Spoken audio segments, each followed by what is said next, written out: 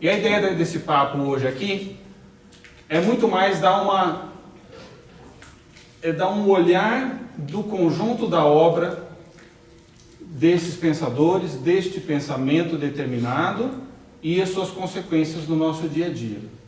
Eu vejo que hoje, e isso acontece muito comigo todos os dias, a gente entra no Facebook, você entra na sua timeline, você acessa um jornal, um periódico, e a gente vê um mundo de abundância de estímulos e de informações desencontradas. É tudo muito fragmentado. No meio desse fragmento todo, a nossa intuição capta, às vezes, algumas ligações. Você fala, pô, mas esse evento aqui conversa com aquele, e esse se conecta com o outro. E esta fragmentação, eu não acredito que ela seja, de modo algum, algo do acaso. Ela faz parte de uma estrutura, de um pensamento, que a gente vai ver daqui a pouco, a sua origem. E ele, neste caos todo, ele também está organizado para atingir um determinado fim. Então, sem maiores delongas, falando aqui um pouco sobre essa origem desse pensamento que nos dias de hoje a gente chama de pensamento esquerdista. Então, o ano é 1300, as universidades estão surgindo. As universidades, se por um lado elas foram uma grande invenção, e uma invenção completamente original, que nasceu na Europa cristã, ela também trouxe algum ônus para a história do homem. Ela fez com que o crescimento técnico ele encontrasse uma velocidade como nunca antes. Ao mesmo tempo, ele relativizou bastante o conceito da verdade. Até o surgimento das universidades, o conceito da verdade para as pessoas era algo mais ou menos claro. São Tomás de Aquino havia dito que a verdade era uma relação, era uma adequação entre o intelecto e o objeto. E a verdade, ela estava nesta relação entre o meu intelecto e aquilo que eu enxergo. Então a verdade não está nem somente nos objetos, nem somente dentro de mim, mas ele começa nos objetos e ele termina na minha consciência. Esse era o conceito de verdade. E é interessante notar que os escolásticos e todos os estudantes daquele período, eles faziam aquela devoção pela causa da verdade, não para terem um emprego melhor, não para serem reconhecidos como tal, mas por uma vocação de vida. Para os gregos, na época de Sócrates, de Platão, de Aristóteles, a meta da filosofia e da educação era elevar a mente humana até as suas máximas possibilidades. Quando chega na época da escolástica, entra um degrau a mais nessa meta da educação e da filosofia, que era, além de elevar a mente humana ao máximo das suas possibilidades, mas também adicionava a meta de se contemplar a verdade. E a contemplação é uma experiência pessoal que você tem com o mundo à sua volta, com os objetos. Quando chega às universidades, o padrão de verdade começa a decair. Por quê? Porque aparece essa figura do diploma. Nenhum escolástico, São Tomás de Aquino não tinha um pedaço de papel dizendo que ele era um grande doutor, nem Hugo de São Vítor, nem Bernardo de Claraval e nem Santo Agostinho. Ninguém precisou de um pedaço de papel. Eles simplesmente conheciam muito, e estudavam muito e devotavam a sua vida porque entendiam que aquilo era a sua vocação. Com as universidades surge o diploma. O diploma, na verdade, ele era uma autorização para que um docente de filosofia pudesse ensinar em qualquer parte do mundo. Então, foi a primeira carteirada da história. Se chegava, eu vou falar aqui, mas eu tenho esse papel, eu posso falar. O fato é que, com a disseminação dos diplomas, você começou a ter um sério problema de autoridade. Peraí, tem um monte de gente diplomado aqui, e um está falando uma coisa, o outro está falando outra, e já não se preocupava, já não existia uma preocupação como dos escolásticos, de pegar todo o conhecimento e você unificar num único edifício. Agora você começa a ter algumas verdades mais individualizadas, se a gente pode dizer dessa maneira. E em 1500, a gente tem um período onde o conhecimento técnico ele se desgarra muito do conhecimento filosófico e intelectual. É a época das navegações, é a época onde a gente vai ter as descobertas ópticas com Galileu, a gente teve um pouco tempo atrás a descoberta do heliocentrismo com Copérnico, a gente vai ter, enfim, um momento aonde o resultado técnico, e que vinha muito também pelas universidades, ele começa a ofuscar a mente daquelas pessoas, e elas começam a achar que realmente o conhecimento técnico, ele era o único conhecimento necessário para se conhecer a realidade e para se descrever a realidade. E isso foi muito acentuado com Newton. Newton, eu não vou poder entrar muito profundamente em cada um desses autores, porque a gente não vence aqui, mas Newton, ele fazia parte dessa corrente que nasceu um pouco com Descartes, de que a ideia dele é de que por trás do mundo, do universo, existia como que uma mecânica. Existiam leis que se pareciam um pouco com aquelas máquinas que estavam sendo inventadas pelo homem, e que uma vez que nós descobríssemos as leis internas desses movimentos, nós poderíamos não só sermos capazes de entender o mundo à nossa volta, mas até de alguma maneira de assumir o controle dessas leis, das leis do universo. E aí surge a ideia do mecanicismo newtoniano. E de fato, Newton, quando ele escreve a sua publicação principal, ele escreve com o nome de uma filosofia. Mas era uma filosofia bem matemática. E o fato era uma leitura difícil num período onde os sábios antigos agora estavam preocupados em dar aulas. E realmente você não tinha muitas pessoas disponíveis para confrontar aquelas teses. Né? O Leibniz dizia, olha, isso não faz sentido, essa lei de que existe um espaço que existe por si mesmo, um tempo que ele é eterno. E o Newton dizia, sim, mas faz sentido, eu faço a conta aqui e está certo. Na verdade, a gente já estava vivendo um momento de grande deterioração do intelecto humano, embora a técnica estava muito pujante. Logo que Newton escreveu a respeito das suas leis, especialmente a questão do espaço e do tempo, houve uma grande discussão na época, mas a questão não ficou muito fechada. Quando Kant surge, Kant ele vê que as ciências dependiam muito de que as teses de Newton estivessem corretas. Tanto que ele recebeu uma grande aproximação dos iluministas, que logo depois que ele divulgou a sua primeira crítica à razão humana. E a tentativa de Kant foi, se o Newton ele está certo, quer dizer, se existe realmente, se o mundo e a realidade está moldada num espaço e no tempo, o ser humano faz parte do mundo e a mente humana está dentro do mundo também. Então, se é dessa maneira, como eu tenho certeza de que quando eu estou vendo o mundo, eu estou vendo realmente o mundo como ele é? Então, Kant ele fez uma transmutação da física newtoniana para dentro da mente humana. No fundo, as três grandes obras do Kant eram obras que buscavam trazer as consequências lógicas daquela tese, que não conseguia ainda ser provada por Newton, para o campo da intelecção humana. Na verdade, se você olhar Kant, você pode enxergá-lo como um grande autor da psicologia humana. Então ele vai tentar desvendar como funcionam os pensamentos, como funciona a percepção humana.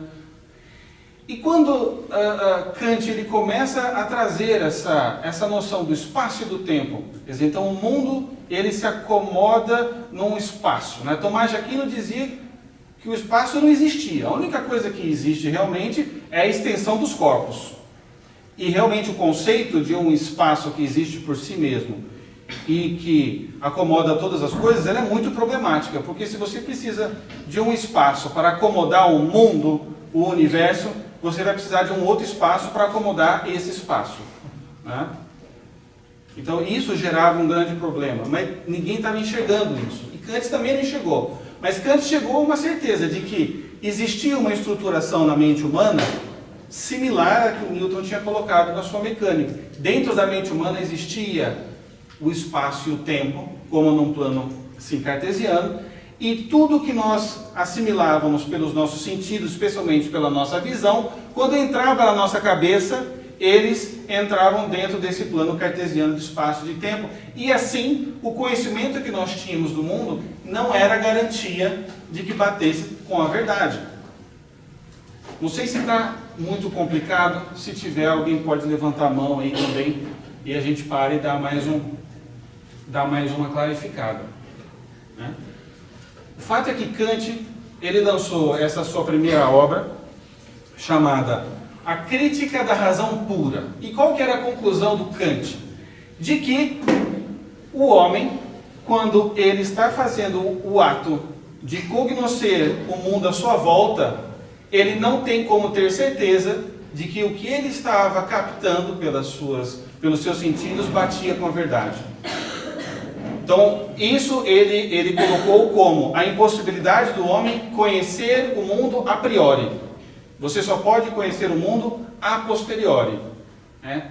No fundo, Kant ele era um nominalista. Os nominalistas eles eram um grupo de filósofos estudantes que não acreditavam na capacidade humana de fazer abstração. Para eles, tudo que o homem captava pelos sentidos entrava como imagens dentro da nossa cabeça. E Kant acreditava nisso também. Ele era um nominalista.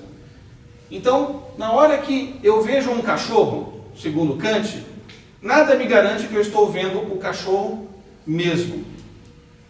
Por quê? Porque uma vez que eu enxergo um cachorro, eu estou enxergando um lado do cachorro. Eu não tenho como conhecer o cachorro em si mesmo. O fato é, o que para Kant era uma limitação da capacidade do homem de conhecer o mundo, na verdade fazia parte da própria estrutura das coisas.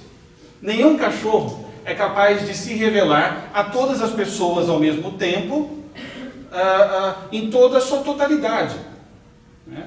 Quando eu vejo um cavalo de costas, e eu não consigo enxergar o cavalo em si mesmo e esgotar a sua essência e ver todos os seus lados, Kant achava que isso era uma deficiência da capacidade cognitiva do homem. Mas na verdade não. Isso é uma própria característica do mundo. Aquele cavalo não consegue se mostrar inteiramente em si mesmo, né? Isso estava muito claro para os antigos, né? Quando Tomás de Aquino dizia que a verdade era uma adequação entre a inteligência e a realidade, ele não estava dizendo que era a completa igualdade entre a inteligência e o objeto. Tomás de Aquino dizia que o ser humano jamais seria capaz de esgotar o conhecimento da essência de uma mosca. E ele estava bem com isso. Isso não impediu ele de escrever as suas sumas, isso não impediu Aristóteles de escrever todos os seus livros, e nem Platão, o mundo do conhecimento intelectual caminhava muito bem. O problema é que houve uma pretensão anterior de que a mente humana pudesse abarcar tudo, através das leis mecânicas. E aqui então você tem uma grande decepção, porque segundo Kant, quando você olha um cavalo, um cachorro, você não consegue ter acesso ao objeto em si mesmo, você não consegue conhecer ele inteiramente. E essa crítica da razão pura, ela no fundo, ela dizia o seguinte, que a mente humana é como uma ilha. Então assim, você está dentro de uma ilha, você sabe que tem um mundo lá fora, mas que tem um oceano gigante na sua volta, você não consegue pular, você não consegue ter certeza do que tem lá para outro lado. Quando ele lançou essa crítica, não causou muita coisa, mas ficou uma questão muito aberta. Algumas pessoas começaram a ler aquela crítica e dizer, olha, mas Kant, é interessante, tem muita lógica. Mas, como é que faz então para um homem poder agir? Né? A gente, quando vê uma biografia de um grande santo, a gente vê que essa pessoa estava de acordo com aquilo que ele pensava. E aí vem a segunda crítica de Kant. Uma crítica que foi lançada um ano antes da Revolução Francesa, em 1788. Essa crítica chamava Crítica da Razão Prática.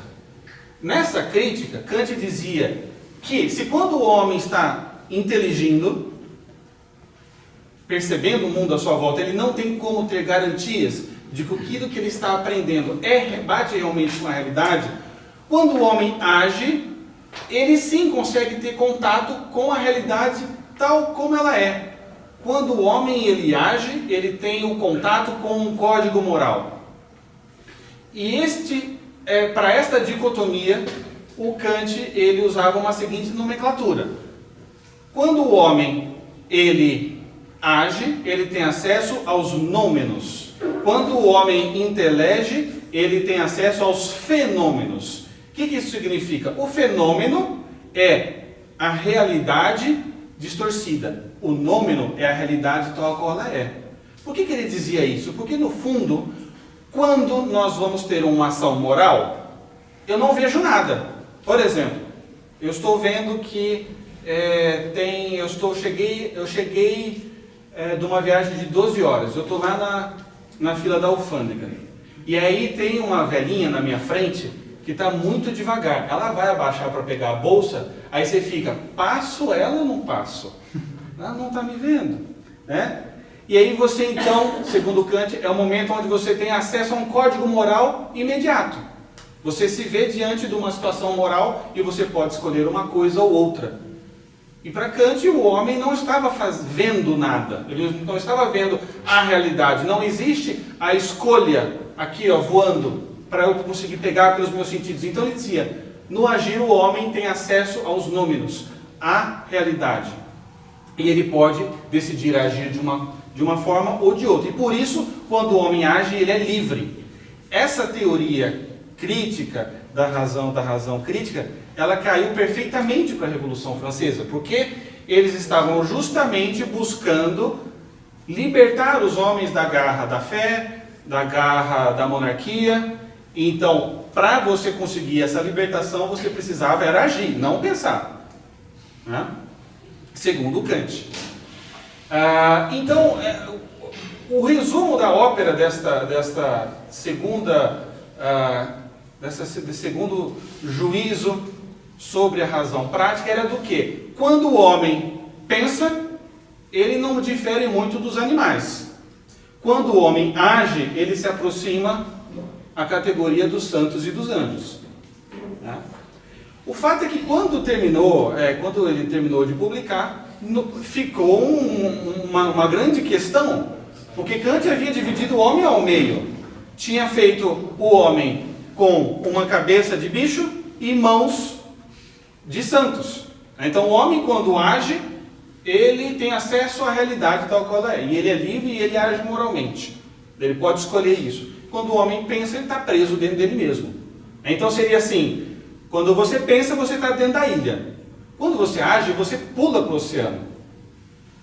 Mas ficava a questão, peraí, mas como que um incapaz intelectualmente pode ser capaz de agir tão heroicamente? E aí surge o fechamento dessa psicologia humana do Kant, que é o julgamento, a crítica do julgamento.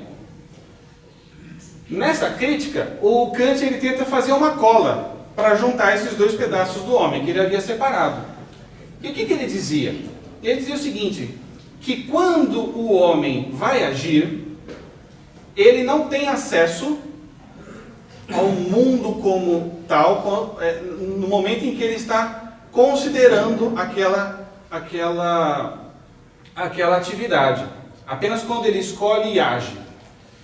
Mas o homem pode dar esse salto para a ação, sabendo que ele está fazendo algo bom, embora a razão não seja capaz de confirmar isso, porque o homem ele cria dentro do seu interior o que ele chama de julgamento reflexivo, que são três categorias, podemos dizer assim, que é a noção da beleza, do sublime e a noção da ordem. Então, o ser humano, dentro de si, ele tem noções do que é bonito, do que é feio. Ele vai construindo ao longo da sua vida noções do que é o sublime, do que é aquilo que é adorável, desejável, daquilo que é amável e daquilo que é detestável. E ele também vai construindo ao longo da sua vida uma ideia do que seja uma ordem e do que seja uma desordem. Então, quando você vai agir, você confere se aquela tua escolha se encaixa nessas três características da beleza, da sublimidade e da ordem. Então, nesse momento, Kant diz, pronto, fechou. Aqui eu consegui traçar, eu consegui salvar o Newton, salvei a ciência, ao mesmo tempo eu descobri como funciona a psicologia humana. Só que os discípulos de Kant, isso tudo aqui se chama o idealismo filosófico alemão. Os seguidores de Kant, aqueles que vieram das gerações seguintes, disseram, olha Kant, está muito bom, eu concordo com você, o homem não tem acesso ao mundo tal como ele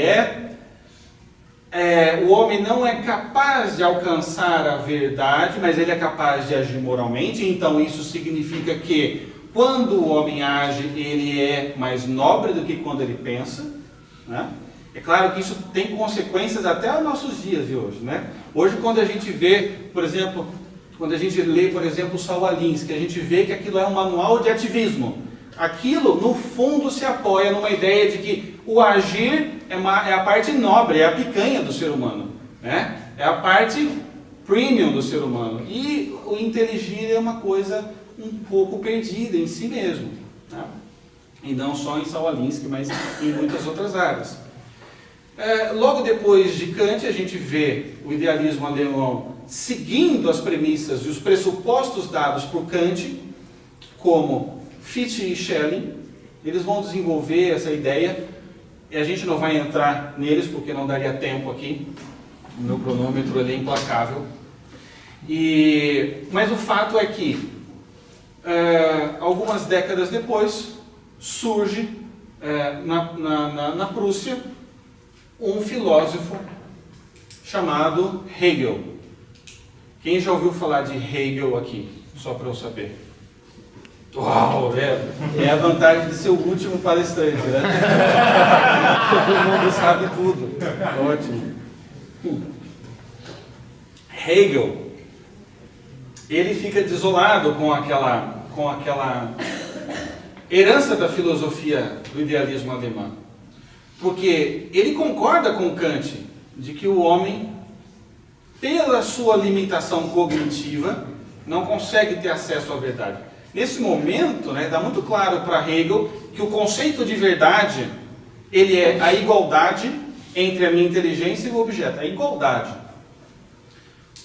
Mas Hegel ele via essa dificuldade entre a minha inteligência e essa garrafa de água Bonafonte, muito gostosa, refrescante, existe o meu conhecimento.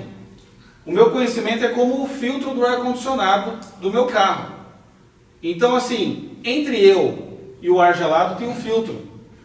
Então, esse filtro, ele distorce o ar gelado. O meu conhecimento, ele age de uma maneira parecida, segundo esse idealismo alemão. Quando eu vejo essa garrafa Bonafonte, na verdade, eu estou vendo o conhecimento da garrafa Bonafonte, não a garrafa Bonafonte em si. E isso geraria um grande problema, porque, no fundo, a consequência disso é de que a verdade não existe. Ou, se ela existe, eu não posso ter acesso a ela. Eu só tenho o agir moral. Lembrando, quando o homem pensa, ele é uma ilha. Quando ele age, ele se joga pela ilha. Como ele sabe para onde nadar? Porque ele cria dentro de si as categorias de beleza, de sublimidade e de ordem. Quando eu era criança, eu ia eu sou de Presidente Prudente, interior de São Paulo. E quando eu era muito pequeno, eu ia lá no Prudent Shopping. Lá todas as lojas são Prudent alguma coisa, né? Então tem um Prudent tênis, tem o Prudent sorvete, tem o Prudent carros e tem o Prudent Shopping. E eu ia lá no Prudent Shopping e tinha um jogo lá chamado Afterburn, que era um jogo de caças de avião. E eu ficava louco para jogar aquilo. Era caro, mas a minha mãe financiava ali meio escondido e eu ia jogar lá. Eu gosto de trazer esse exemplo porque o que Kant havia terminado a sua vida dizendo é que quando o homem ele tenta agir, ele cria um simulador dentro de si mesmo para poder se orientar. Então é mais ou menos uma metáfora um pouco limitada, mas ela nos ajuda a entender. Então assim, eu sei voar, mas aonde que eu vou voar? Se eu não sei se existe avião. Ah, mas você constrói um simulador. Você constrói um simulador e aí você pode agir bem, né? Mas isso vem da alma. Hegel ele não admite a hipótese de que a verdade não exista. Ele não admite. Então, como vocês todos já estudaram Hegel, vocês sabem que quando Hegel ele se viu diante desse problema, ele passou muito tempo estudando. Vai lembrar que Hegel ele nasceu num período onde as técnicas de editoração estavam bastante avançadas e ele vivia dentro da biblioteca. Ele estudava tudo. O fato é que ele estudou realmente o pensamento antigo, ele pulou os medievais e dedicou boa parte da vida dele com os filósofos modernos. E ele começou a reparar que existia uma grande contradição entre esses filósofos. Um dizia uma coisa, outro dizia outra. Na época dos medievais não era assim. Existia um acréscimo, aquele edifício de conhecimento. Mas na época moderna existia uma disputa, né?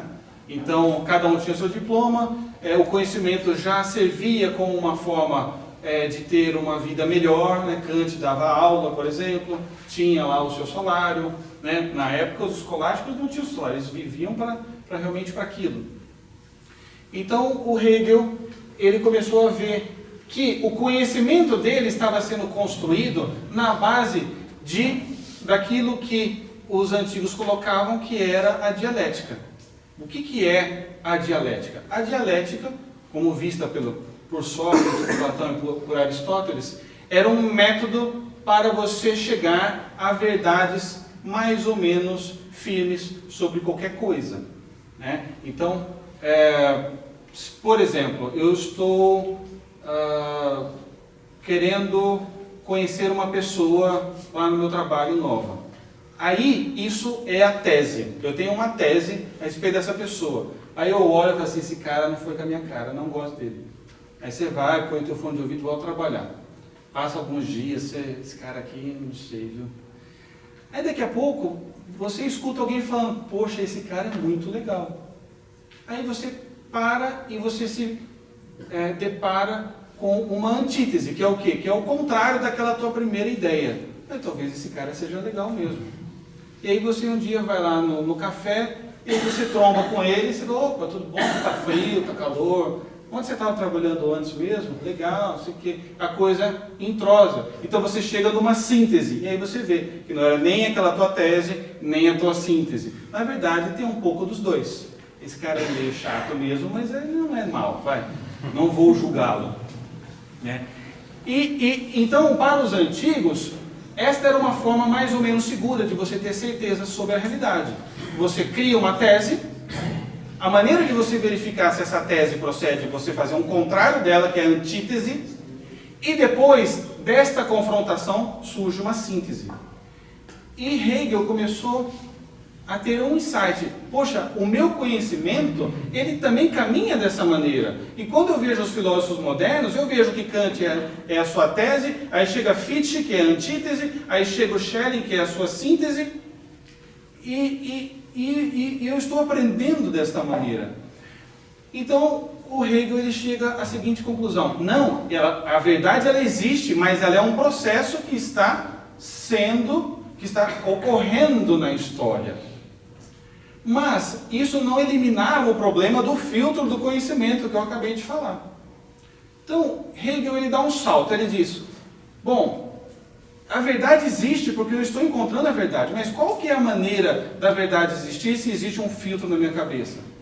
Aqui é onde ele dá um salto, que ele diz o seguinte, a única maneira de existir uma verdade é se existir um espírito universal, e esse espírito universal, ele está criando um processo de tese, de antítese e de síntese na história do mundo, para chegar a se conhecer plenamente. Né? Então, é uma ideia muito doida no primeiro momento, mas ela tem muito lógica, porque Hegel ele vê que a única maneira da verdade existir é ser, bom, agora ela não existe, mas talvez no futuro ela exista. E ela será o resultado final de um processo de dialética.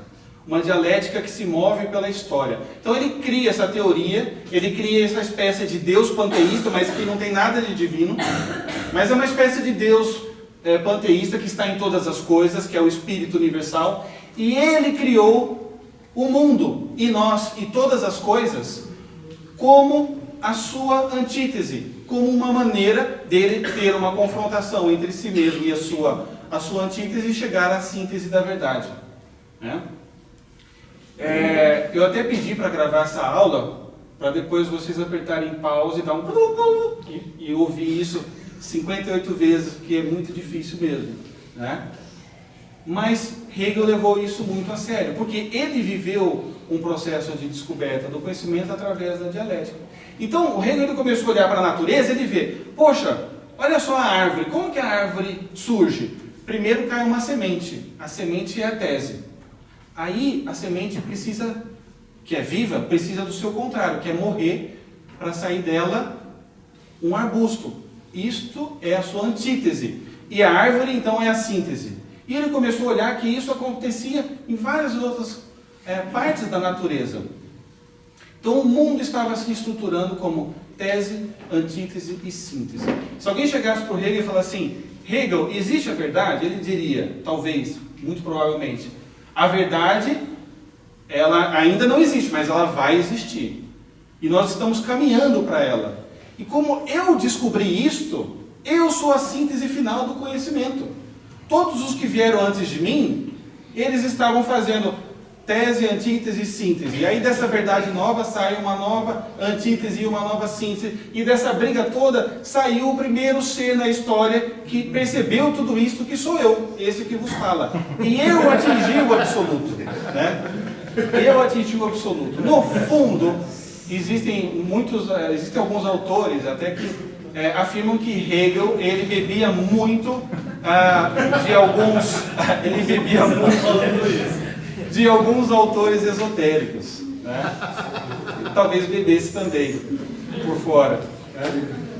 Mas tem muita lógica, quer dizer, a verdade ela não existe porque eu tenho o problema do conhecimento, mas se existir um ente superior que está procurando se conhecer em todas as coisas, e todas as vezes que eu, Silvio, Rodrigo, toda vez que você descobre um assunto novo e que você faz um processo dialético para chegar a uma verdade, você está ajudando o Espírito Universal a conhecer mais do mundo.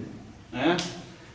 Quando a gente ouve a palavra alien, o que significa alien? Né? É um outro, é alguém que não sou eu, é alguém fora de mim. O que é o conceito da alienação para Hegel? É o seguinte, existe um Espírito Universal que no começo de tudo, ele não sabia de si mesmo, então ele se alienou, ele criou um outro eu. Ele criou o mundo, o cosmos e todas as coisas.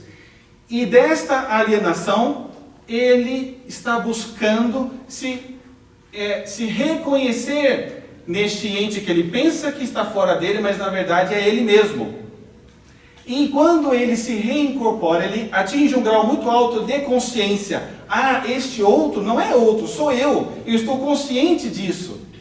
Então, não existirá diferença entre a inteligência do Espírito Universal e todas as coisas, porque todas as coisas fazem parte dele mesmo. né? Então aqui foi quando Hegel conseguiu matar a charada.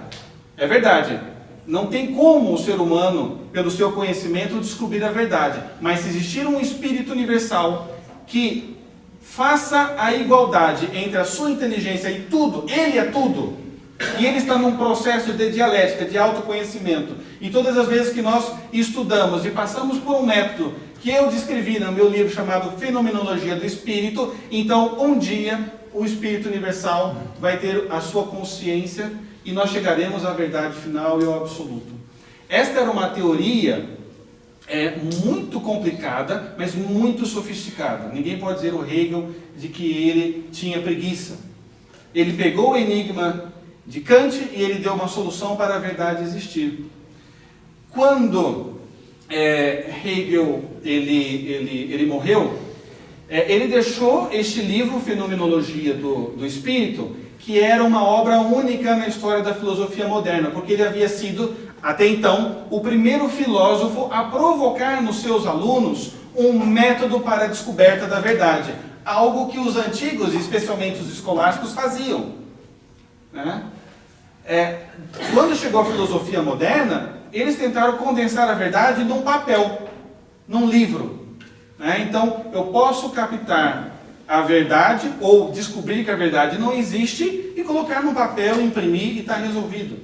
Hegel ele diz que não, que para se chegar à verdade era necessário um processo de autoconsciência. E o seu livro era um método de ascese, que lembrava muito os livros dos escolares, especialmente o Opúsculo do Modo de Aprender de Hugo de São Vítor, que é um livrinho fascinante e é um livro muito mais simples e fácil e rápido do que a Fenomenologia do Espírito, e que ensinava os seus alunos a arte de meditar e de contemplar a verdade.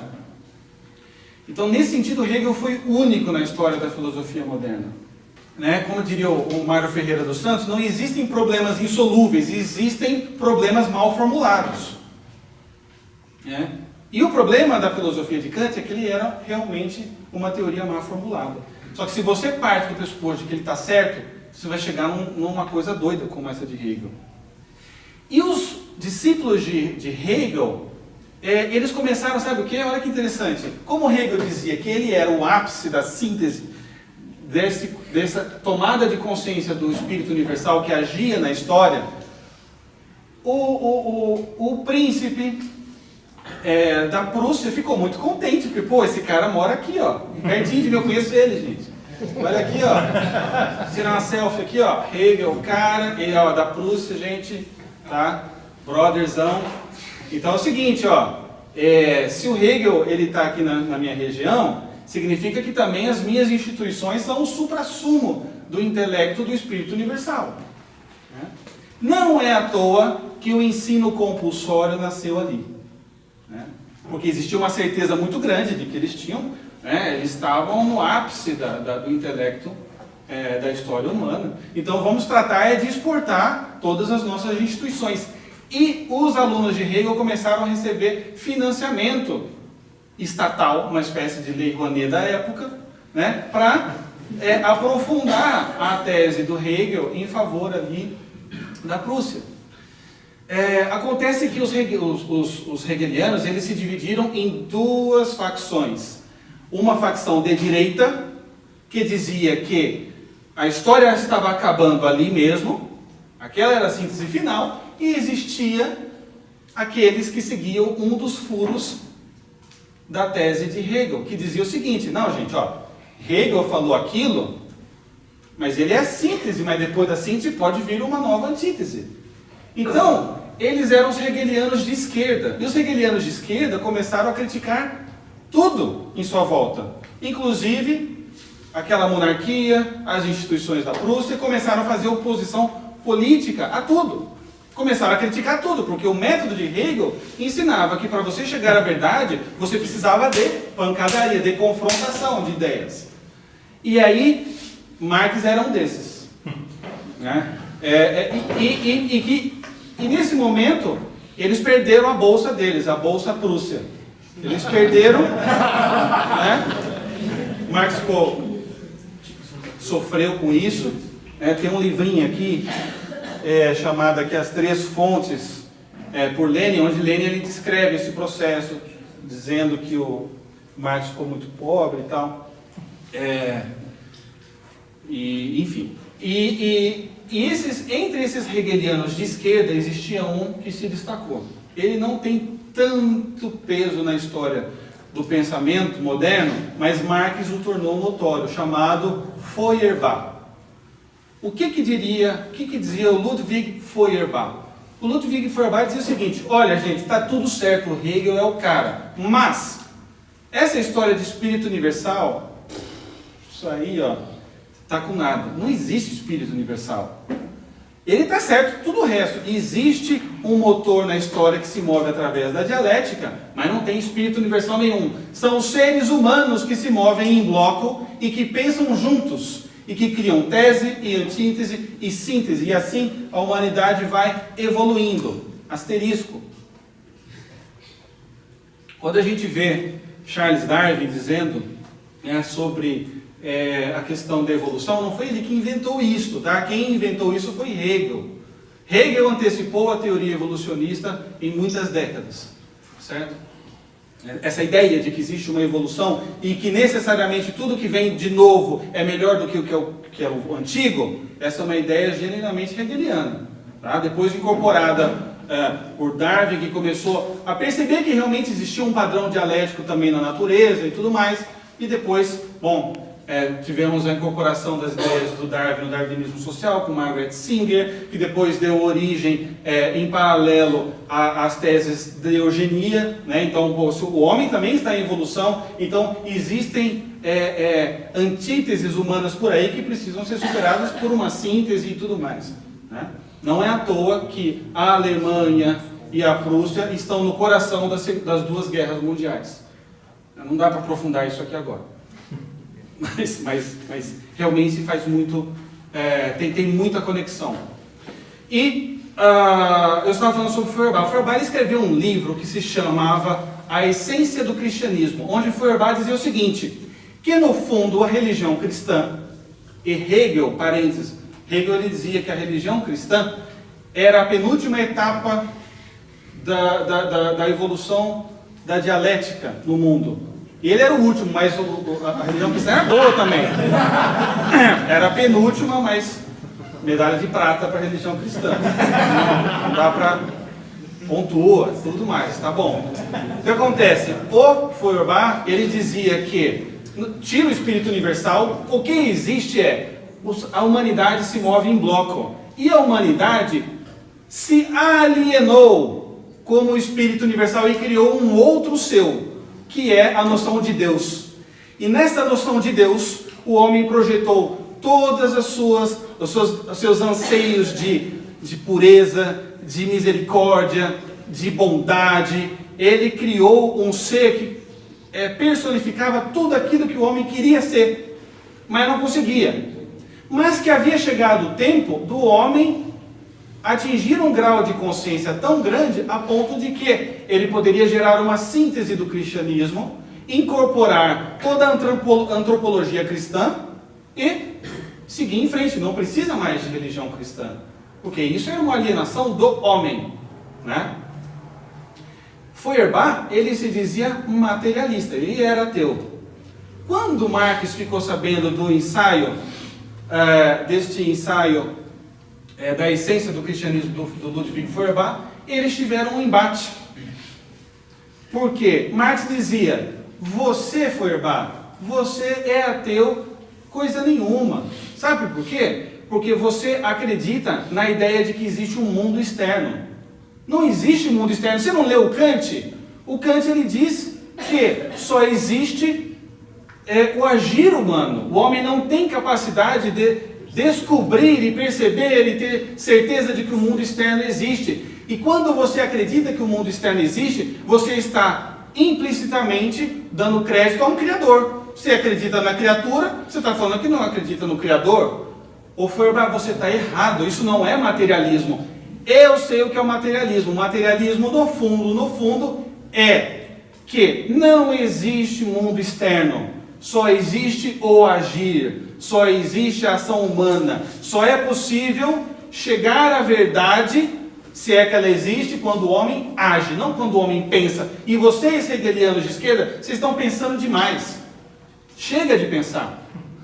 E quando o Marx ele começa a aprofundar essa crítica, asterisco, o Marx ele estudou praticamente 10 anos sobre Hegel. Então ele sabia do que ele estava falando, né?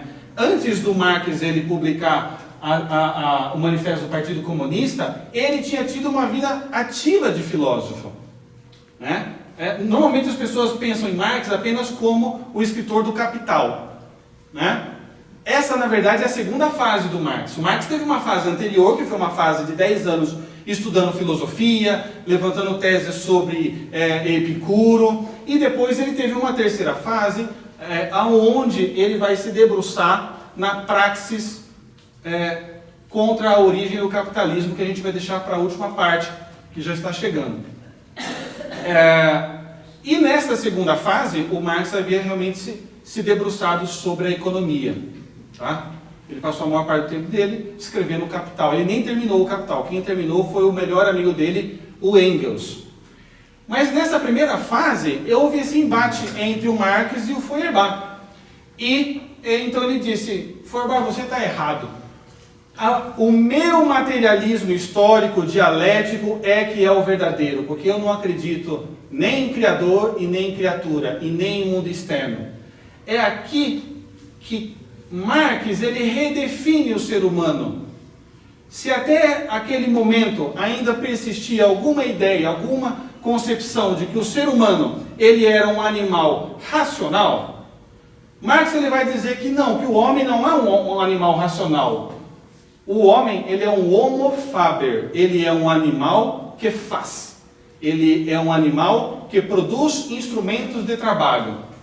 Por quê? O instrumento de trabalho ele é o agir do homem. Então, no fundo, o Marx ele ficou preso à ideia do Kant, e aí ele adicionou o componente dialético do Hegel, quando ele misturou o componente do não existe mundo exterior com a dialética de Hegel, mas sem o espírito, sem a ideia, sem o intelecto, onde ele enxergou que, no fundo, o motor da história é a luta de classes. Existe sim uma dialética que move o mundo, mas esta dialética que move o mundo, ela não é das ideias, ela é da luta entre senhor feudal e servo, entre aristocracia e camponês, entre burguês e trabalhador.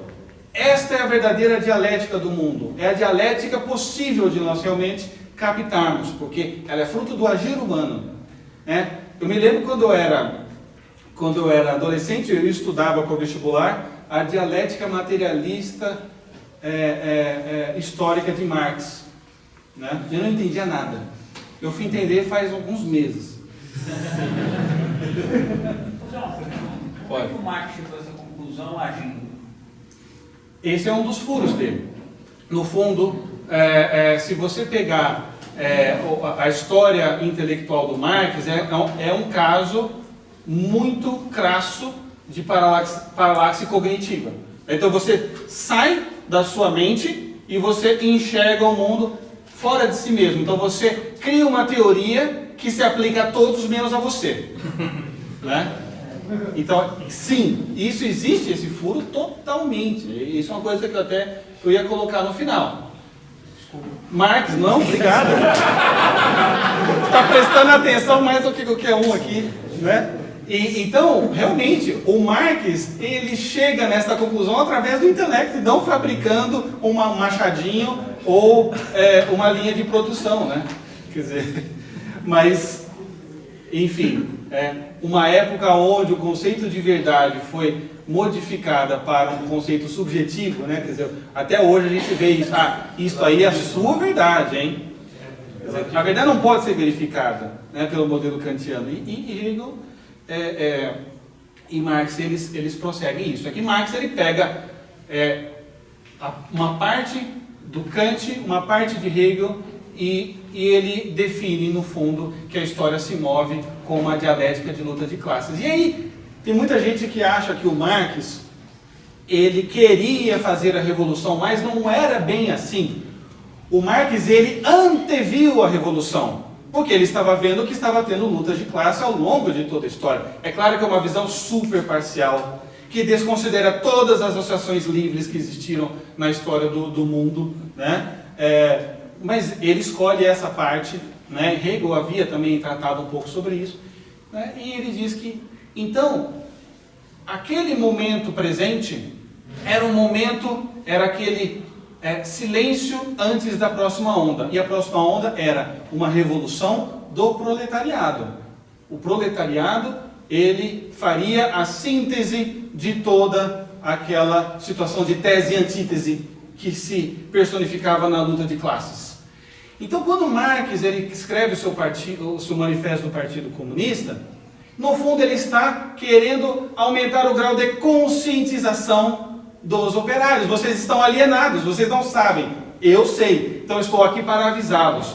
O capitalismo, pelas suas próprias contradições internas, ele irá ser demolido. Ele será demolido. E vocês são o último estágio da humanidade. Lá no fundo. Você nunca viu nenhum comunista de verdade defendendo o capitalismo ao máximo para que ele possa encontrar suas próprias contradições e se elogie. Porque, pelo ponto de vista filosófico, teria que ser isso que teria que ser feito. Claro. Deixar o capitalismo ao máximo para que aquelas contradições dele acabassem. Isso. Não, mas são muitos os que pensam assim. E a gente já vai chegar nisso agora, né? Logo depois que Marx ele morre, ele deixa algumas obras inacabadas, que serão concluídas pelo Engels. E o fato foi que, naquele momento, logo após a morte do Marx, o marxismo ele se dividiu basicamente em duas correntes. Tá? A corrente russa, onde estava acontecendo a Revolução Bolchevique, por Lenin, e estava acontecendo um marxismo muito alemão. O marxismo alemão, ele se caracteriza por uma paciência. Eles estavam como que esperando a revolução chegar. E quando Marx escreveu os seus textos, realmente a Europa estava vivendo um momento de grande convulsão. Eles achavam que esta revolução final estava na iminência de acontecer. Então eles precisavam, no fundo, aumentar o grau de consciência dos operários e avisá-los, vai chegar. E podemos acelerar esse processo. Podemos acelerar esse processo, se todos tomarem consciência, né? O que aconteceu foi que esses pensadores marxistas que iam para a Rússia, eles chegaram lá, eles não viram uma ditadura do proletariado. Eles viram só uma ditadura. Eles viram sangue nas ruas. Eles viram destruição. Marx ele dizia que a revolução do proletariado, ele seria, na verdade, o penúltimo estágio para chegar na utopia, porque o último estágio mesmo seria o desmantelamento do Estado.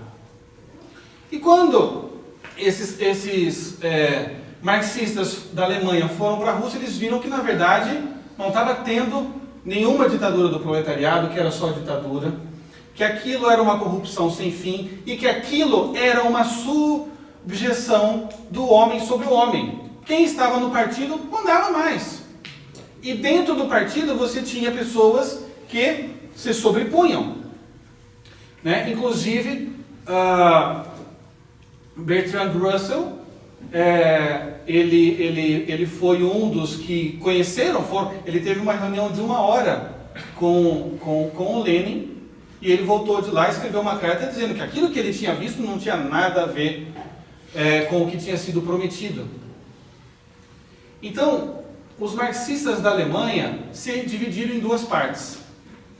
A primeira parte era a parte liderada por Eduard Bernstein, que deu origem ao Partido Social Democrata da Alemanha e que deu origem à linha do PSDB. Tá? Então, é esta linha que diz o seguinte: olha, Marx estava certo, tudo beleza, mas não vai haver uma revolução, tá? Não vai existir uma utopia, mas tudo o resto a gente pode aproveitar. A gente pode fazer um modo de gerar esta sociedade ideal, que é igualitária, onde todos são iguais, onde não há diferenças de classes, de renda e de nada. Então, através da ferramenta da justiça social, sabe-se lá o que é isso. Eu sei que justiça social, todo final do mês o meu Lerix tem lá justiça social e vai um montão do meu dinheiro embora, né, para a justiça social. Eu não vejo esse dinheiro depois. Mas surgiu então esta linha do Eduard Bernstein. Inclusive, se você procurar entre a fundação do PSDB, ele é citado. E uma outra linha na Alemanha, que foi o que deu origem mais aos partidos comunistas no resto do mundo, que realmente estão querendo acelerar a revolução. O PCB, o Partido Comunista, todos os partidos comunistas do mundo vieram dessa segunda linha, que sim, acreditavam que a revolução ia vir e que era preciso mesmo acelerar esse processo e conscientizar os operários do mundo todo. Operários unidos, vocês não estão sabendo, mas vai chegar e vai ser demais. Só quebrar o gelo um pouco.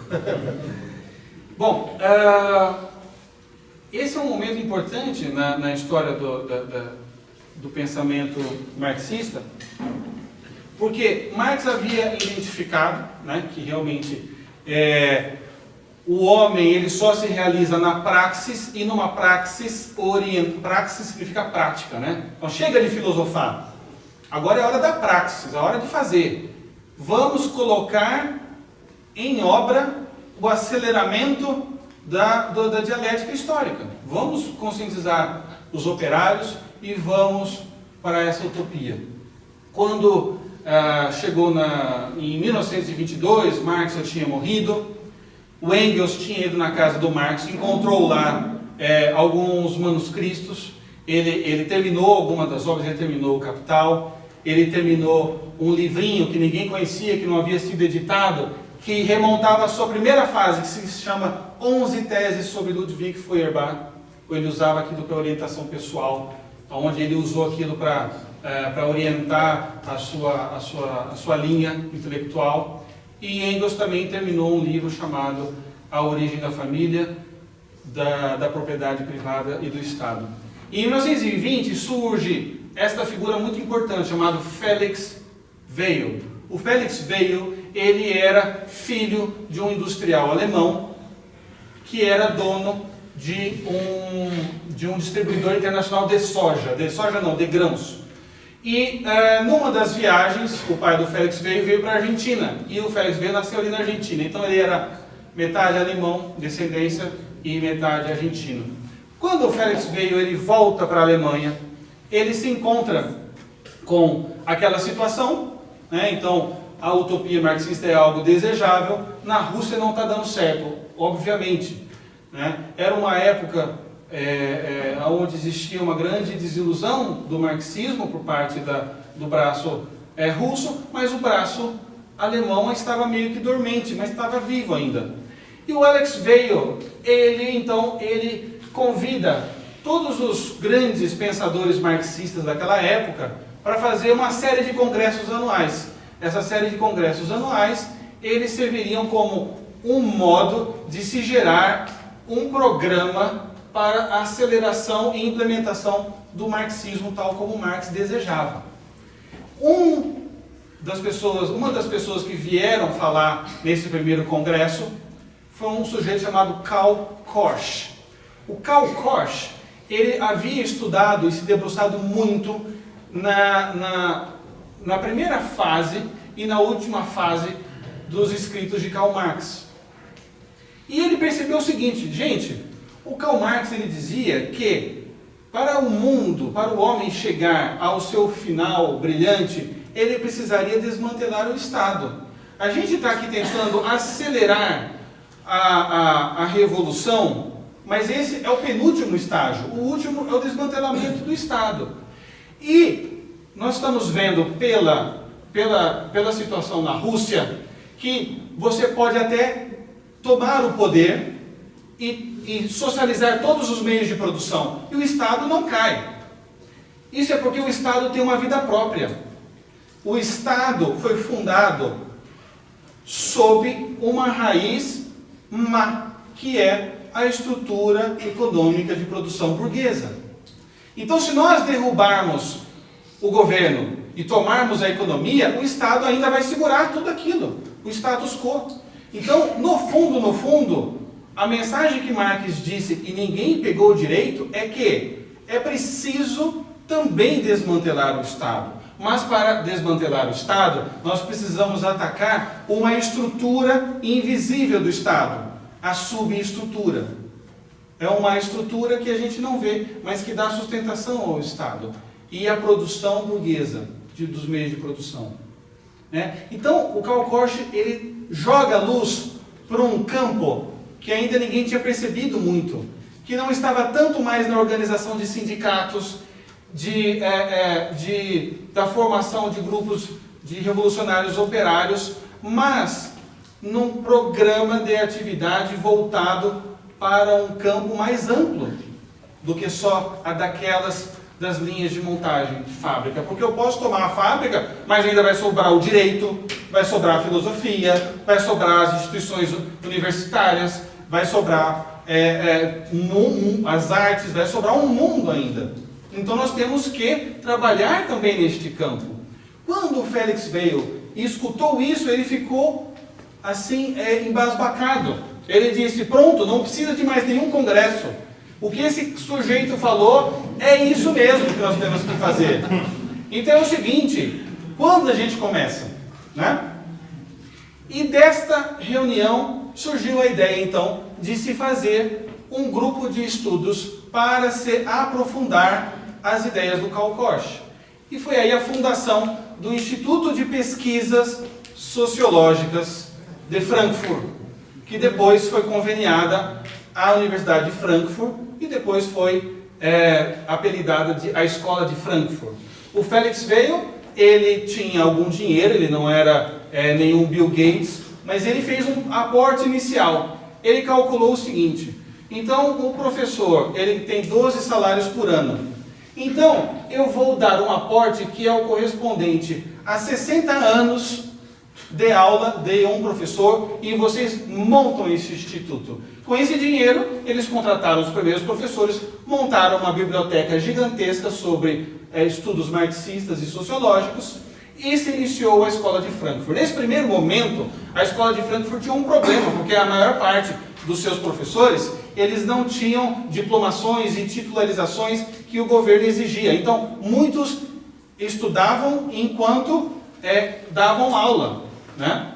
Então, houve uma primeira fase onde o diretor da Escola de Frankfurt, ele era um bom marxista, mas ele acreditava mais na linha da espera, vamos esperar, né? Ele não acreditava tanto no programa do Karl Korsch.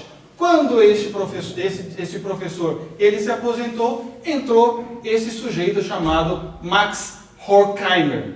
Quem que era Max Horkheimer? Era um amigo do Karl Korsch e que dividia todas as ideias do Karl Korsch, de que sim, nós precisamos mesmo atacar o Estado. A gente vai chegando na última parte da nossa conversa, eu peço que vocês assim deem esse último respiro, realmente para captar essas ideias, porque elas são muito importantes. O Max Horkheimer, ele começou a se debruçar sobre o problema do Karl Korsch, de que existia uma subestrutura abaixo, invisível, operando no sistema burguês, e de que, no fundo, este Estado, que era o Estado que precisava ser desmantelado, ele se erguia dessa subestrutura. E ele chegou a uma conclusão de que o Estado, ele se mantinha de pé, porque por baixo do Estado existia uma cultura que foi construída ao longo dos séculos e dos milênios sobre um modo de pensar burguês, capitalista. Então, não só nós somos bons marxistas quando nós focamos na tomada do poder econômico e na ditadura do proletariado, mas também quando nós ajudamos a desmantelar toda a cultura. E o que faz a cultura? A cultura ela se faz pelas artes, pela religião, pela família, pela filosofia, pelo direito, pelas instituições intermediárias, que ele identifica 3 instituições intermediárias entre o Estado e o indivíduo, que seria a escola, a igreja e a família. E isso deveria ser muito atacado, porque se a gente não derruba a cultura segura o Estado, e aí não tem utopia. E o Horkheim, ele começou a estudar, mas como que nós podemos desenvolver um trabalho para a destruição da cultura? Através da famigerada teoria crítica.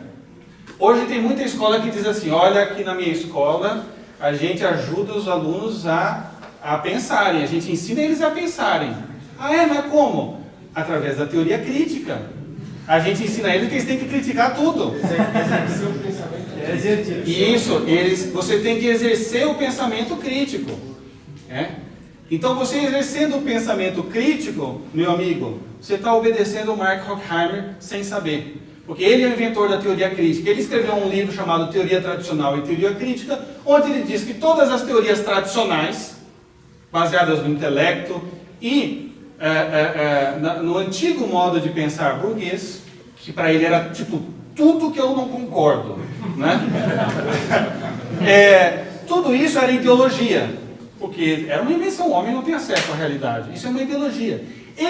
Só que se nós começarmos a questionar as pessoas a respeito de suas culturas, esta cultura dissolve como um gelo debaixo do sol. A cultura não subsiste à crítica, segundo Max Horkheimer. E Max Horkheimer vai mais a fundo. E ele tenta ver qual a melhor maneira de exercer a teoria crítica. Ele começa a enxergar que, no fundo, o que segura o Estado é a cultura. O que segura a cultura são todas as instituições, todo o legado antigo. E por baixo disso tudo existia o que ele chamava de autoridade. O Horkheimer, ele dizia que a autoridade era a interiorização da violência estatal, que não dava liberdade para que pessoas discordassem dos meios de produção capitalista. Então, o autoritarismo era, em última análise, o que impedia a dissolução da cultura, né? Então ele vai escrever um livro chamado Autoridade e Família. Este é um livro que precisa ser traduzido para o português e feita uma análise crítica em cima dela, aos moldes que o Horkheimer ensinou.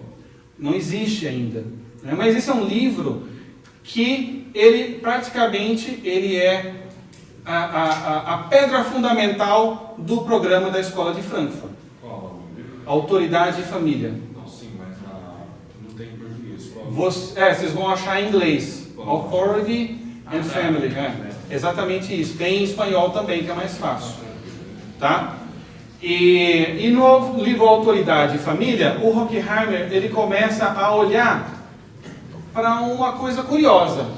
Ele percebeu que na história da humanidade, todas as vezes que o homem buscava escapar de uma autoridade, ele caía numa autoridade ainda maior. Então ele falou assim, olha, na Reforma Protestante, as pessoas Martinho Lutero queria se livrar da autoridade do Papa. Então eles fizeram a Revolução Protestante. Mas aí eles caíram numa autoridade ainda pior, porque agora eles caíram na autoridade direta de Deus. Eles não podem mais falar que é culpa do Papa, agora é eles e Deus direto. Mas aí, quando aqueles protestantes, eles começaram a fugir da autoridade deles, caíram numa autoridade ainda pior, que era a autoridade dos empresários. Agora eles têm que trabalhar 17 horas por dia, 7 dias por semana. Quando eles eram católicos, nos estados papais, qualquer pessoa que tinha fome e não tinha casa, podia plantar e fazer uma horta num estado papal, e ele sobrevivia. Agora, ele não tem mais nada. Se ele não trabalha e não produz, ele morre de fome. Então ele começou a perceber que toda vez que o homem buscava fugir de uma autoridade, ele caía numa autoridade pior, e ele tinha saudade da anterior. Aqui é interessante notar que ele não coloca o seguinte, mas aí quando o proletariado buscou fugir do autoritarismo do empresário, ele caiu nas mãos do Lenin. Isso ele não fala. Isso ele não fala. Ele para ali, tá? Então, mas ele percebeu que tinha esse padrão, que funcionava ali para aqueles exemplos. Então ele falou, a raiz que segura a cultura está na autoridade. Mas da onde vem a autoridade? E aqui é onde ele chega no âmago da autoridade, no DNA da autoridade. Né? Então assim, ele viu que tem um corpo que se chama Estado. Aí ele passou o bisturi e viu que lá tinha uns órgãos, que era a cultura. Aí ele pegou o microscópio e foi dentro do sangue. Ele achou o DNA da cultura, que era o autoritarismo, que faz as pessoas acordarem de manhã e pensar assim, bom, hoje eu tenho que trabalhar. Eu não queria trabalhar, mas o trabalho dignifica o homem, então eu vou trabalhar. Para o Horkheimer, isto é a atividade da cultura e do autoritarismo, que no fundo era uma violência do Estado burguês interiorizado em forma de valores, de religião. Né? Então, para o Horkheimer, quando surgiu a primeira divisão de trabalho e começou a divisão do mundo em classes, esta cultura, para se manter no poder, foi criando valores, foi criando estruturas, uma religião que incentiva as pessoas a trabalharem, para se dignificarem, e foi modelando a maneira como as pessoas pensam. Então, como o Estado não pode descer o cacetete em todo mundo e obrigar elas para irem para as fábricas, porque o Estado não tem como abarcar esse tanto de violência, ele cria um terrorismo psicológico nessas outras instituições, que fazem parte da cultura. E o autoritarismo, ele reside em todas elas. Mas da onde vem o autoritarismo? E aí quando o Horkheimer ele diz, o autoritarismo ele vem da família monogâmica e indissolúvel entre homem e mulher e seus filhos. Eu trouxe aqui umas citações do Autoridade e Família que eu traduzi para ajudar a gente a discorrer essa última etapa, porque ela é uma etapa bastante importante para a nossa conversa.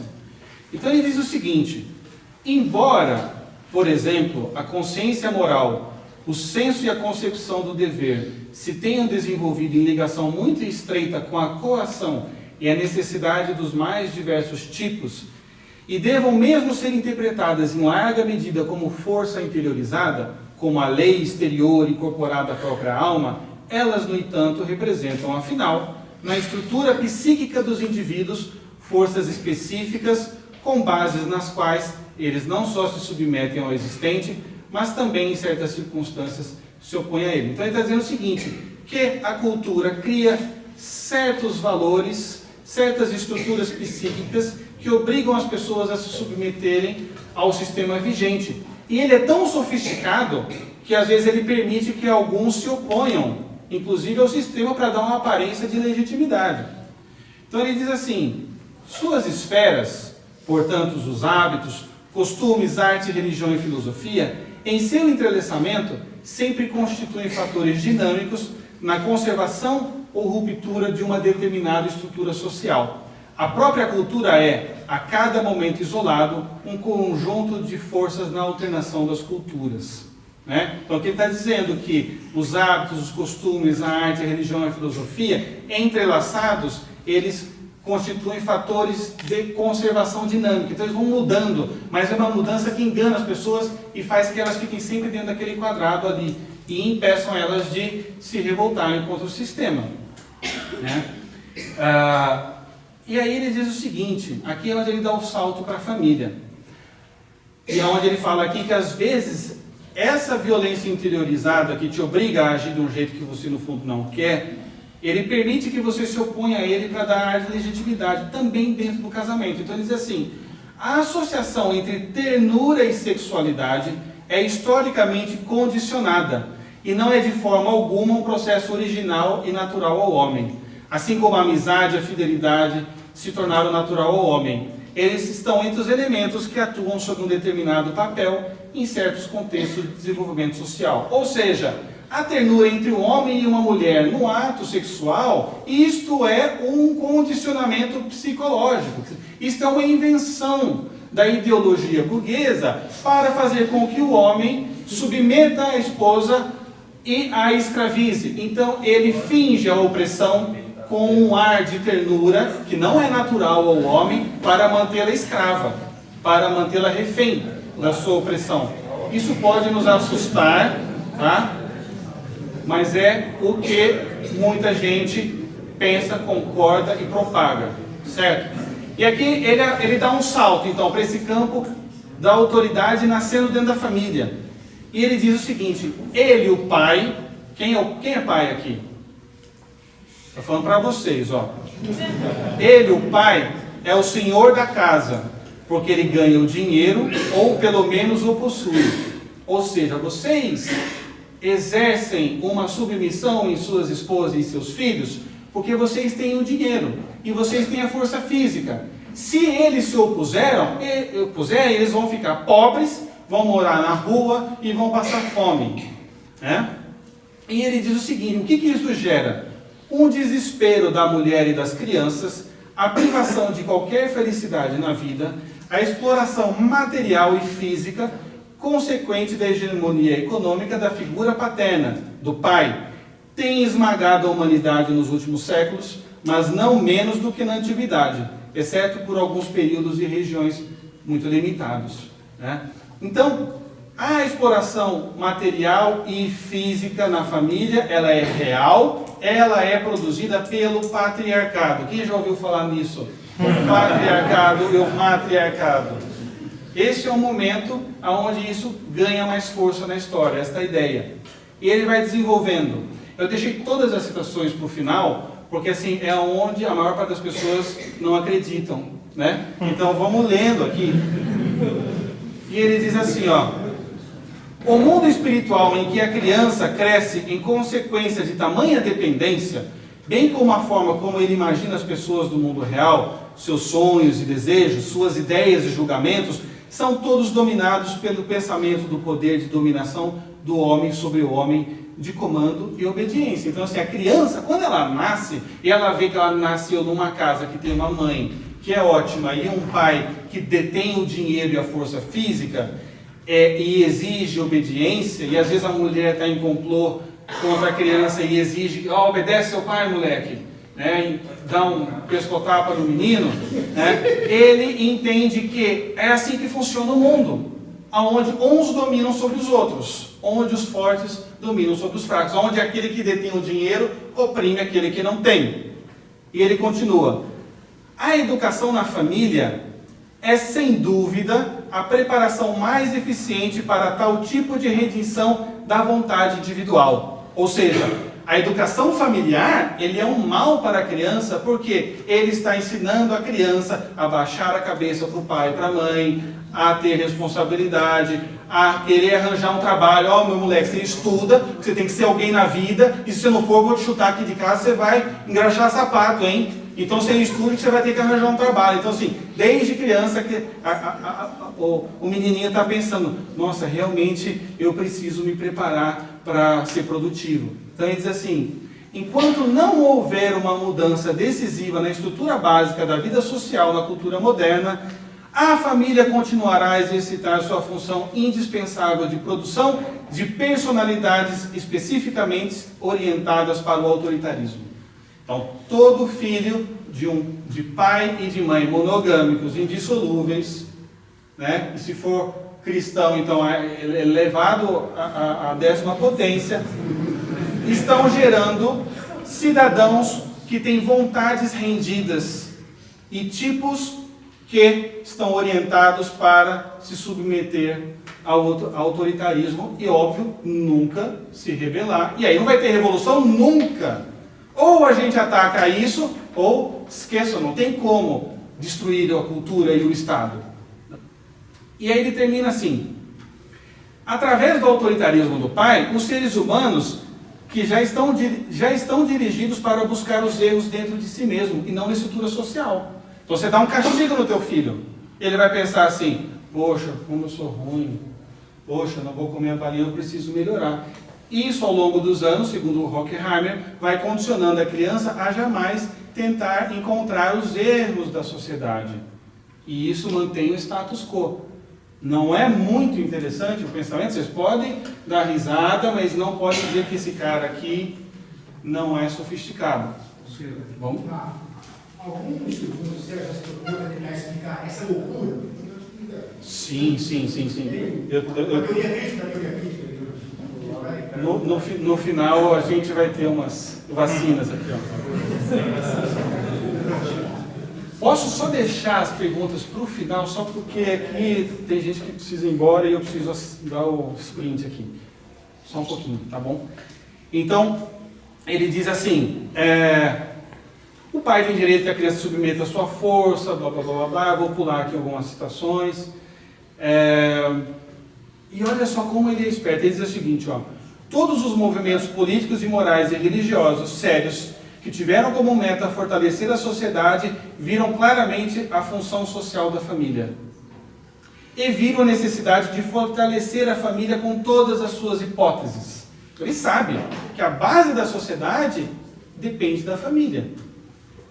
E ele diz, como que eles agiam, fortalecendo a família?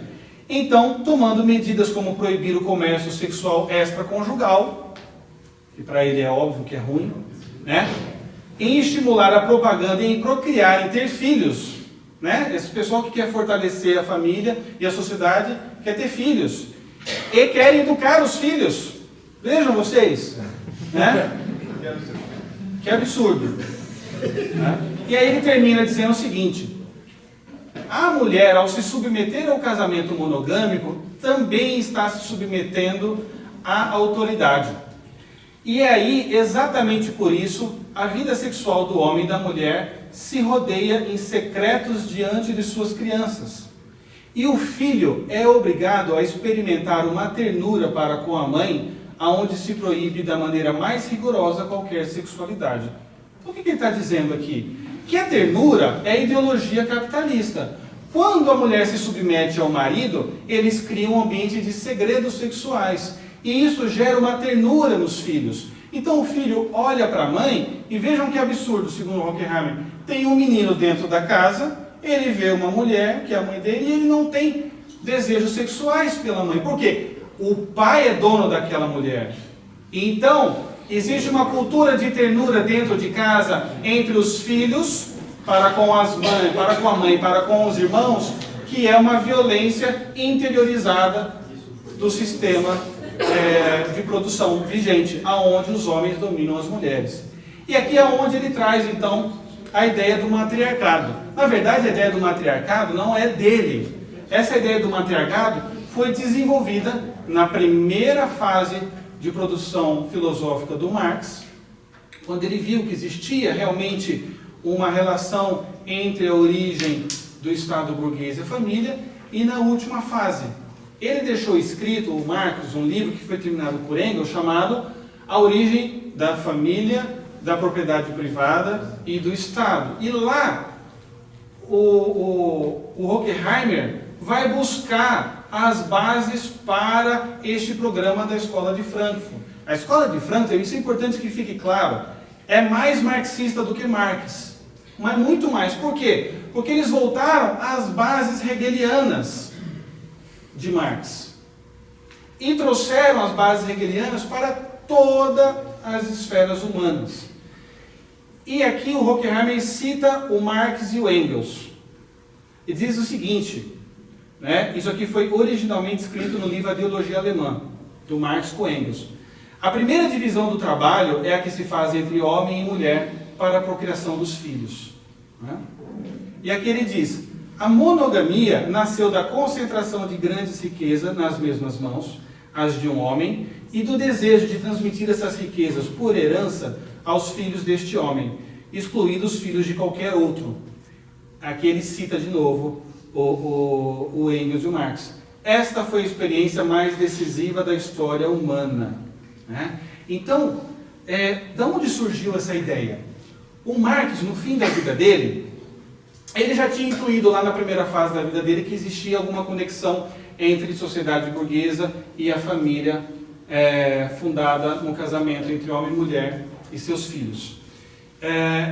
E no fim da vida dele, ele escuta falar do trabalho de um cara chamado Lewis Morgan. Lewis Morgan ele escreveu um livro chamado The Ancient Society, onde ele descreve certos hábitos entre uma população de índios norte-americanas que só se explicavam por uma origem aonde existia o matriarcado, aonde existia a seguinte estrutura social familiar. Não existia casamento, as mulheres tinham relações sexuais com todos os homens, as mulheres sabiam quem eram seus filhos, mas os homens não sabiam quem eram seus filhos.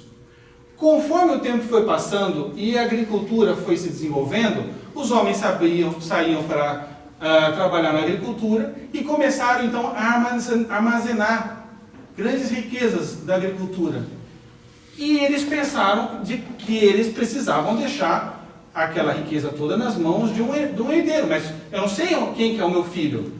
Então aqui houve a primeira divisão de trabalho e a primeira opressão, segundo o Marx lendo o Lewis Morgan.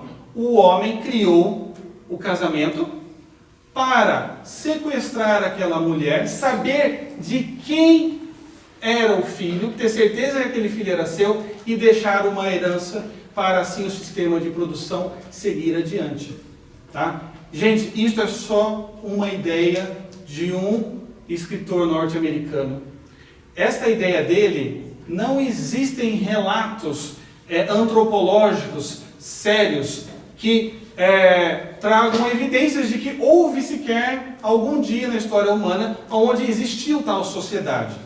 O Aristóteles foi professor do Alexandre o Grande. Quando o Alexandre o Grande começou o seu projeto de conquista do mundo, o Aristóteles pediu para o Alexandre: vai me mandando tudo que você está conhecendo dessas culturas. Então o Aristóteles, ele percebe que a origem de todas as sociedades se dá por uma família que tem sucesso, uma família que tem mais virtude, que se mantém unida, que dá proteção para os outros. Então dessa primeira família surge uma comunidade, dessa comunidade sai uma vila, dali sai uma cidade e dali sai um estado. Isso sempre foi a ideia comum a respeito, né? Mas o Morgan ele traz essa hipótese. O Morgan nem traz uma prova, assim, olha, eu vi que era assim. Era uma tese que fazia sentido para aqueles cacuetes daqueles índios norte-americanos. E o Marx, quando lê isso, ele fala: eu sabia, eu estava certo, a minha intuição estava correta. Houve um momento da humanidade que não tinha divisão de classes sociais, em que não existia divisão de trabalho, em que não existia opressão, né? E essa era a fase matriarcal. E o Max Horkheimer resgata e dá luz a este pensamento, né? Dizendo que realmente essa foi a experiência mais decisiva da história humana. E aqui ele diz, terminando: ela, a mãe e a irmã, nesse sistema, tem direito a sentimentos puros. Existe uma separação forçada pela mãe e muito mais pelo pai. Na medida em que a mulher se dobra sob a lei da família patriarcal, aumenta o autoritarismo. Ou seja, o autoritarismo, ele cresce toda vez que uma família se fortalece, toda vez que a família se afasta do modelo matriarcal, o autoritarismo, toda vez que ele se afasta, o autoritarismo cresce. Toda vez que ele se aproxima, o autoritarismo desaparece, né? Então, o Horkheimer, ele não traça assim, um programa do que fazer, mas ele identificou o DNA do problema todo, segundo toda essa lógica, né? Os discípulos e seguidores da Escola de Frankfurt são aqueles que vão desenvolver essas ideias. O Foucault, o Sartre, o Alterman e muitos outros, né? Isso foi mais ou menos 1930. Em 1950 começam as primeiras teorias dos direitos reprodutivos e da mulher, na maneira como a gente vê hoje, né? Toda a ideia da emancipação feminina, de que ela tem que sair de casa mesmo, de que as crianças precisam ser educadas cada vez mais cedo, em tempo integral, compulsoriamente, querendo o pai ou não, né? Todas as ideias a respeito, por exemplo, a gente vê que o divórcio, ele foi implementado no Ocidente, não foi assim, com grandes disparidades, a coisa foi mais ou menos uniforme, mais ou menos junto. Quer dizer, então, todo este fomento, ele é um fruto direto da escola de Frankfurt e desse texto da autoridade da família. Tá? O que é muito curioso é que o último parágrafo desse livro do Horkheimer, para a gente já encerrar, se refere justamente ao tema da educação. Da educação que a gente está enfrentando hoje, né? Do ensino ideologizado. O que ele diz? Na medida em que o capitalismo vai entrando em crise, cada vez menos a família poderá desempenhar o seu papel autoritário. Então está dizendo o seguinte, né? Pouco a pouco a família vai começar a se fragmentar. E ela não vai conseguir mais desempenhar o seu papel autoritário sobre as crianças. É isso que ele está dizendo. Como consequência, torna-se necessário, quer dizer, isso precisa acontecer, que o Estado cada vez mais assuma papéis no lugar da família. O Estado tem que assumir os filhos e assumir os papéis da família. O Estado tem que procurar produzir uma educação mais autoritária, é isso que ele está dizendo, ou pelo menos diminuir o papel que antes cabia à família e à igreja. Né? Então, o Platão, já vou encerrar e a gente já pergunta.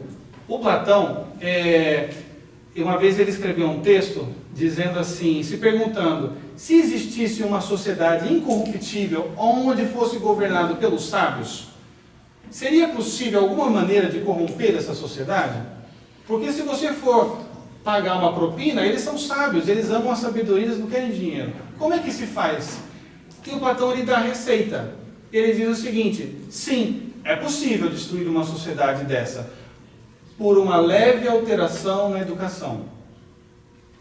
Então, a gente vê que no final das contas, hoje, após essa fase de grandes políticas, e o esquerdismo mundial adotou todas essas políticas de desintegração familiar, eu não estou dizendo aqui que quem se divorcia é mal, é errado, vai para o inferno, eu não estou fazendo nenhum julgamento de valor, esse é o programa deles, tá? Então, na medida em que este programa foi sendo adotado pelas esquerdas do mundo todo, seguidores da escola de Frankfurt, a gente vê, ao mesmo tempo, um assédio cada vez maior do Estado a respeito da educação das crianças. Então, hoje, se vocês me perguntarem, Silvio, o que você diz então? Você está aí falando da esquerda, então você está dizendo que é para ser da direita, é para ser dos conservadores aí, desses caras aí que estão defendendo as coisas, tudo que existe de ruim no mundo, né? Eu vou dizer, não é isso. Você não tem que ser de direita ou conservador para desempenhar um papel fundamental diante desse cenário. A Madre Teresa de Calcutá ela dizia uma frase, isso que essas grandes mentes, esses grandes santos, eles são geniais, porque a Madre Teresa de Calcutá, ela resumiu 1h40 que vocês estão sentados aqui numa frase, ela diz assim, quer a paz mundial, vá para casa e ame a família, né? Eu podia ter falado isso e já tinha ido embora faz tempo já. Mas é verdade, né? Hoje um papel fundamental de luta contra todo esse esquema é realmente a valorização da família. Então assim, você está de saco cheio da sua mulher, eu vou engolir esse sapo, eu vou falar que ela é linda, eu vou comprar essa rosa aqui no semáforo, eu ajudo esse cara, já é uma distribuição de renda, e ela vai ficar super feliz. Eu não vou me divorciar, eu não vou fazer o jogo que eles querem. E quer saber mais? Eu vou educar os meus filhos. E quer saber mais? Eu vou chegar mais cedo. Ou melhor, eu vou ter um trabalho que paga um pouquinho menos para eu ter mais flexibilidade no meu dia a dia e ficar com os meus filhos. E eu vou educá-los junto com minha esposa. O paradigma da família anterior, da família cristã, ela é muito superior a qualquer tipo de ideologia política. Né? Então, quando São Paulo ele diz lá, marido, amem suas esposas como Cristo amou a igreja, este é o programa da família. Então, marido, se você está pensando em oprimir a sua esposa, ame a sua esposa como Cristo amou a igreja. Cristo nunca xingou a igreja, nunca jogou água nela, nunca gritou para assistir futebol, nunca Cristo nunca chegou para a igreja e falou assim, não, hoje eu não vou escutar você, que o trânsito estava complicado, né? Então, assim, nós temos um programa, sim, contra tudo isso, que é o fortalecimento da nossa própria família. E depois das famílias circundantes, e depois da educação. Então, por isso, esse projeto também da escola sem partido é fundamental, porque hoje tem muitas famílias que dependem do Estado para educar os seus filhos. Então nós não podemos permitir que o Estado faça levagem cerebral e ideológica e que ensine o meu filho a teoria crítica num processo que na verdade gera Walking Deads, né, zumbis. Porque quando você expõe uma criança durante 10, 15, 20 anos ao sistema da teoria crítica, ele fica realmente um zumbizinho. Porque você fala que isso é verdade, depois você fala que aquilo não é verdade, depois você fala que aquilo é verdade, depois você fala que aquilo não é verdade. E você ensina ele a criticar tudo. Então, você tem que criticar tudo. Critica o político, critica a família, a igreja, critica tudo, tudo, tudo. E se você critica tudo, é porque realmente não existe nada defensável. Então os seres humanos ficam muito facilmente manipuláveis. Então, hoje, o papel de atuação de todas as pessoas de bem é o do fortalecimento da família, porque a gente vê as estatísticas do desmantelamento da família, e elas não estão gerando um mundo melhor, elas estão gerando crianças que não conhecem a sua origem, perdido nas drogas, completamente desorientadas, que acabam na violência.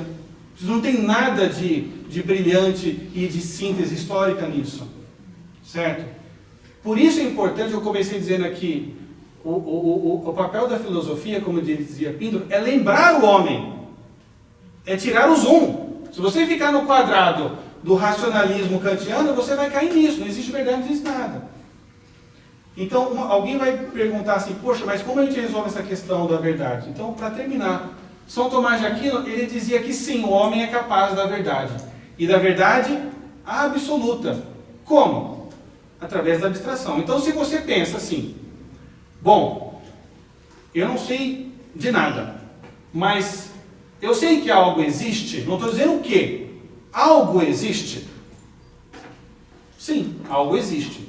Não sei o quê, mas algo existe. Ok. Este algo que existe, ele tem movimento. Se ele não tem movimento, se mata. Porque você também não vai morrer, não existe movimento. Então você pode se matar, mas também não precisa se matar. Porque não sei se algo existe, então eu já estou me anulando. E depois nada se move, então não vai acontecer nada comigo.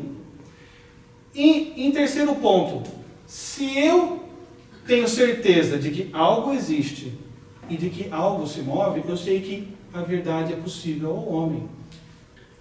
E aí eu posso chegar a uma metafísica aonde eu vou procurar quem é que fez esse primeiro movimento, que Aristóteles chamava do motor imóvel. Se existe um movimento no universo, quem fez o movimento anterior, ele foi movimentado por alguém. Quem fez o movimento anterior foi movimentado por... Então, tem que existir um primeiro motor. E esse primeiro motor não pode ser corporal. Porque se eu bato e gero um movimento, eu tenho uma reação contrária. Então, o primeiro motor tem que ser espiritual.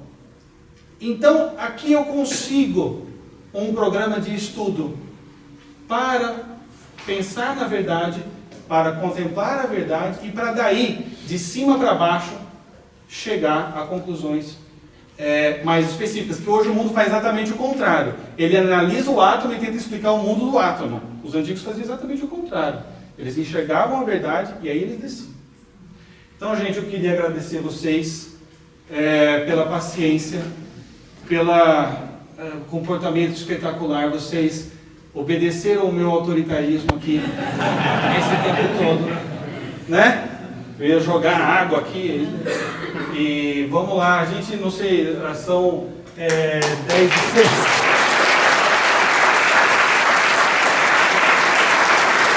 Obrigado.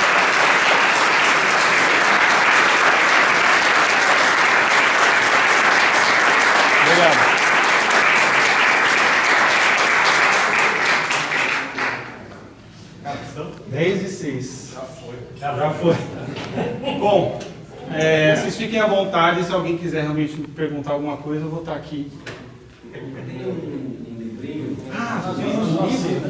que se chama Comunista Família, em que a autora lá é de graça. Aliás, tem um monte de graça. Tem Batuquinha, em que fala justamente sobre isso. O processo que se chega para substituir a família pelo Estado na criação do...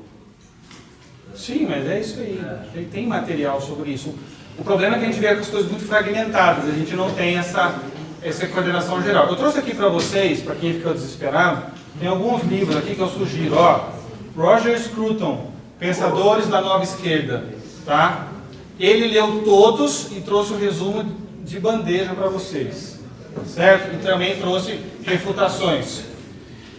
O Hegel dizia que o mundo se move numa estrutura de inteligência que ela se move através da dialética.